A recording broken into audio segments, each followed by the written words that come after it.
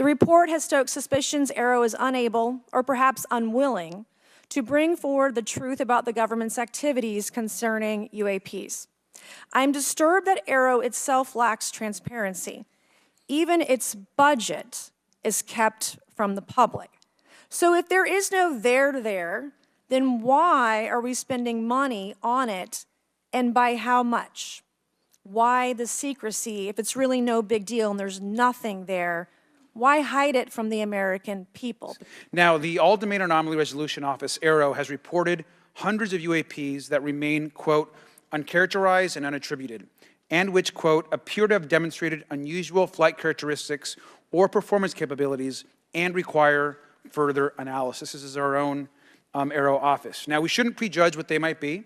I'm certainly not going to. We need evidence. But what we are detecting things, and we know that we don't understand them, and this is worth investigating. Attached to the email is what is now known as the Go Fast video, captured on the forward-looking infrared sensor of one of the Navy F-A-18 aircraft participating in the exercise.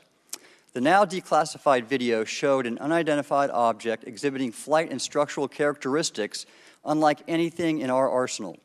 The implication of the email was clear. The author was asking whether any of the recipients were aware of classified technology demonstrations that could explain these objects. Because the DoD policy is to rigorously deconflict such demonstrations with live exercises, I was confident this was not the case.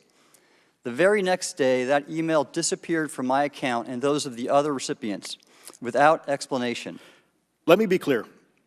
UAP are real. Advanced technologies not made by our government or any other government are monitoring sensitive military installations around the globe. Furthermore, the U.S. is in possession of UAP technologies, as are some of our adversaries.